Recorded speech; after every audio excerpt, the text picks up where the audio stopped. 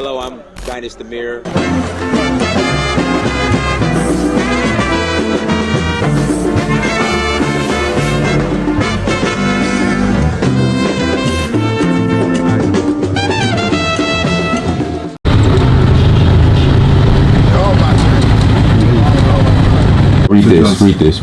Read that. That just happened.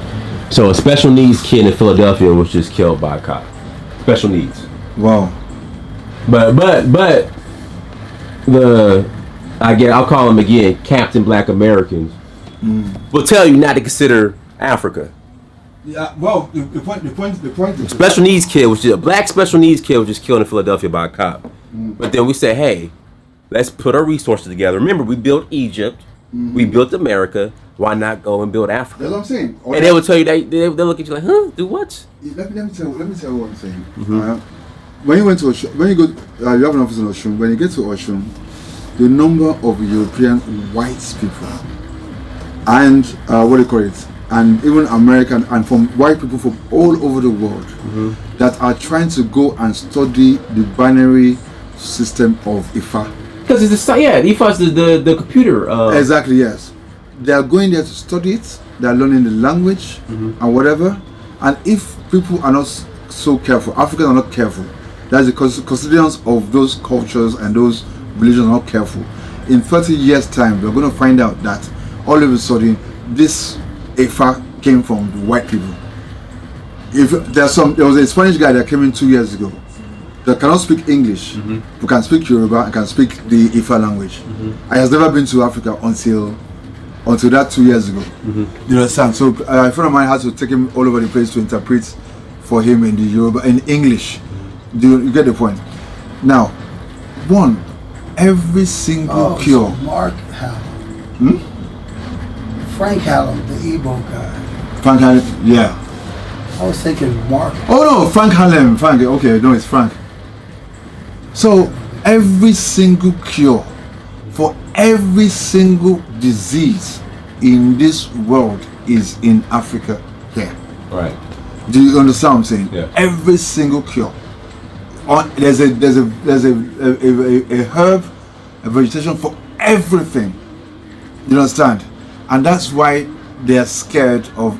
Now look at marijuana. All of a sudden marijuana they banned about how many 60, 70 years ago in America and everywhere. Right. But it's like, medicinal marijuana, medicine. It's going all over the place.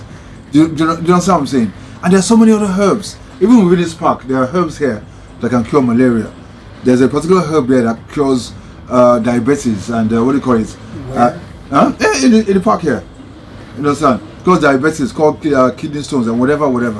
You understand? And when I try to tell the African American, I said, forget Africa is disease ridden. And let's put it this way, it's the white people that brought diseases to Africa. Black people were the ones that taught white people how to have their bath. Africans were taking a bath every single day.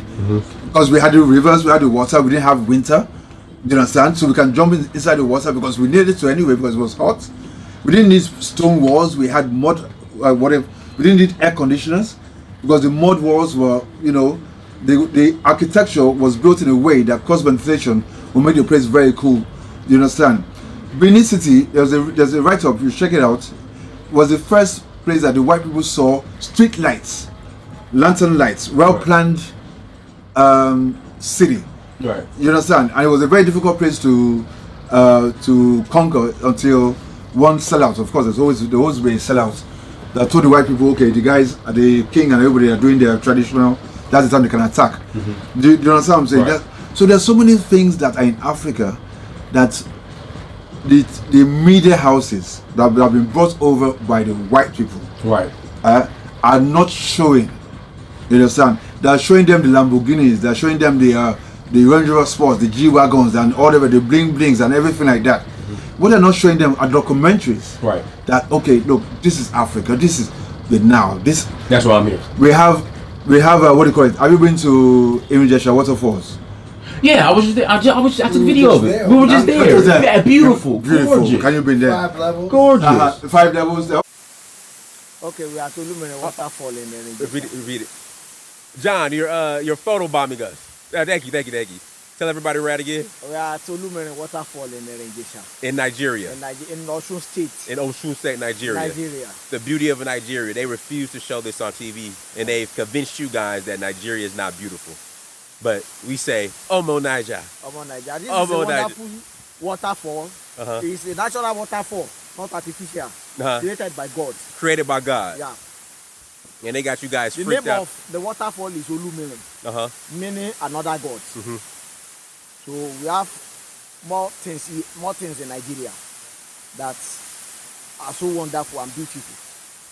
We have over 400 tourist sites in Osun State where you can visit. There is no threat of Boko Haram. Right, they got you guys convinced and scared of Nigeria because you think Boko Haram is going to come running out the bushes. This is a free land. You move freely and nobody will harass you. There we go. Yeah. Omo Niger. Omo Niger.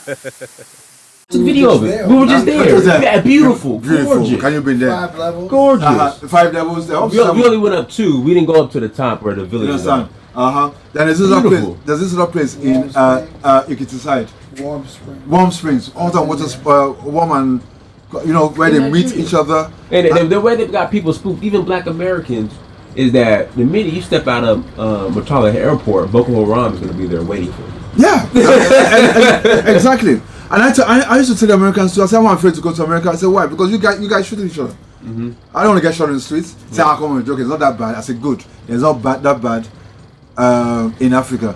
Because when I was in New York and I was going back, I said, what? You're going back? I said, yeah. But Africans don't go back. I said, what do you mean Africans don't go back? No, I thought you were going to stay. And, I said, I'm going back to my country. Because I'm free where I am. Right. You understand? I can do whatever I want to do. Nobody's going to look at me in one kind of strange color. I can tell the white man to his face to fuck off. Let me. With that being said, are Africans in Africa freer than Black Americans in America? Yes. Yes. They're freer. A lot more freer.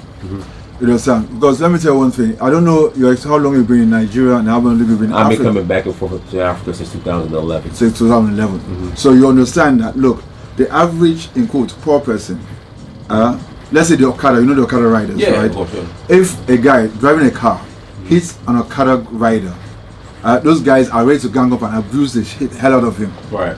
They don't give a damn who he is. They'll tell him to fuck off with whatever and shit and whatever. You get the point. There are no unnecessary rules that contain the natural instincts of a human being. Do you understand what I'm trying to bring out here? Right. Now, what am I talking about? The natural instincts of a human being. The natural instincts of a human being is that I see a lovely looking babe, a chick. Right. Hey, baby, look gorgeous, this and that, and just give her a friendly pat on the back. Okay. The African knows that it's not going to be sweet for that. For sexual harassment, for those giving a pat on the back, or being labeled sexist. Because man, gosh, you're gorgeous, your ass is what. You get the point. In America, Me Too is gonna Me show Too up to movement, your door. all sort of shit. Yeah. You understand? So you're not even sure. You saw David Chappelle. Hold on, go ahead. I'll just take it. So you're not even sure of what you're gonna do, what you're supposed to do in America. For instance, you get the point. Let me give you an example. I had a couple of beers, and I was in Brooklyn. I was going to Queens. I had a couple of beers, lots of beers actually. So as I was in a subway, I wanted to pee badly. You get the point? Yeah. And I got down from the subway, all right, run up the staircase, looking for a public toilet. They said the public toilets have been shut or whatever. All right. And I got out into the open, and I said, gosh, man, you can't pee in this. I just look for one place and I'll pee. I said, well, if they're going to lock me up, I'm not going to pee my pants. Do you understand what I'm saying? Yeah.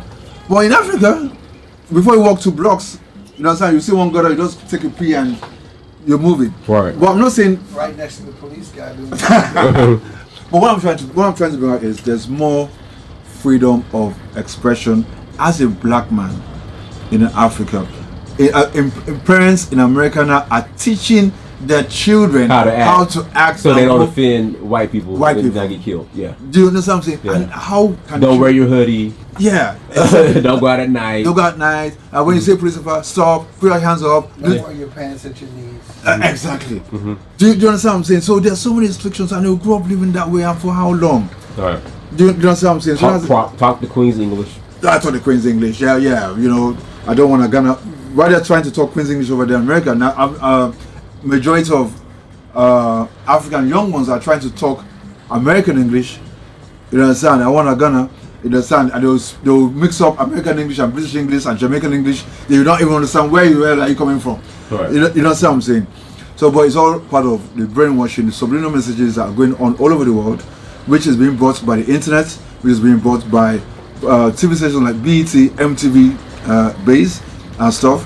MTV Base is supposed to be showing not hip hop. If MTV Base is supposed to be African music channel, they should be showing some more traditional music to portray that this is Africa, so that there'll be a difference between what they're seeing in America. Yeah, but we don't own MTV. True, that's we don't own the distribution. That's what I'm saying. That's what I'm saying. The subliminal messages and their agenda is being also brought in by these channels which Nigerians and other Africans watch to as a yardstick as success. Right. Do you understand? The difference between the average American hip hop artist that is rich, he does not own his Lamborghini. True. But the Nigerian guy, the Wizkid, buys his own Lamborghini. He owns it. Do you understand what I'm trying to bring out here? A Wizkid, Davido, they own their own Lamborghinis. They buy them. You understand? And he's not even a musician. Huh? So Thank you. I was gonna stop this real quick. I gotta